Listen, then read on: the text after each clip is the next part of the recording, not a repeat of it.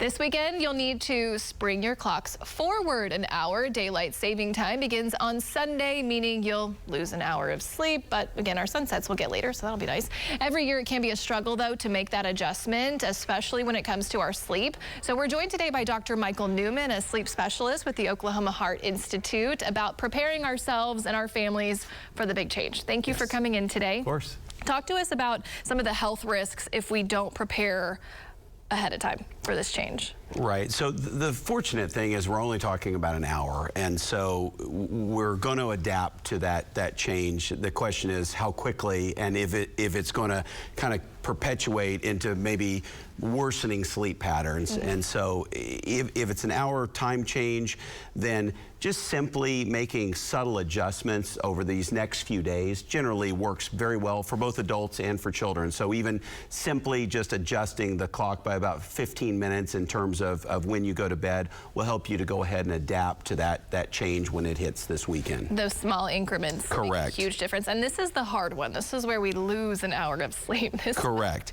So it has the wonderful, opportunity to have a little bit more daytime sunlight for those folks who get off work, a little bit later, to be able to enjoy a little bit more daylight when they come home. But yes, this is where we feel like we're a little bit hard to get up in the morning. It's really the morning time that I think we suffer. We have this thing called sleep inertia where we just don't want to get out of bed because we're not ready, because we feel like we did lose an hour. Absolutely. And so children, my 3.5-year-old, I told you this right before we came on, that he told me last night, I can't go to bed yet, it's still light out. Well, next week, that's going to be a big problem. So any advice for children with that? Well, yeah, it is challenging, and unfortunately it gets even more challenging as we get into the summer months, because it really does. When it gets dark at 9:30, it is challenging to get a child or anyone to bed at 8. And and we see the same issue with adults who are perhaps shift workers and things like that. Getting to bed at an early time if they have to get up is challenging when your kind of circadian rhythm and your light cues are influenced by how late it's light out. Yes, and so maybe blackout curtains.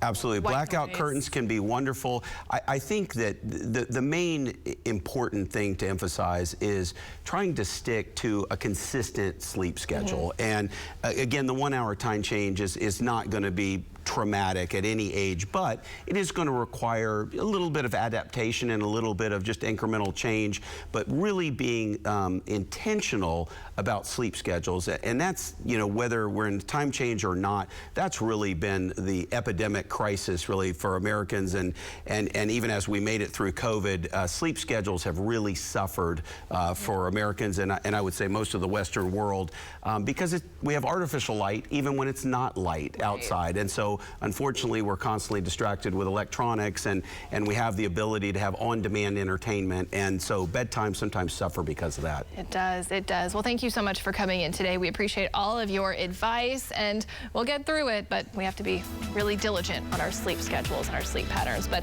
we'll be back. We'll be right back with more news and weather.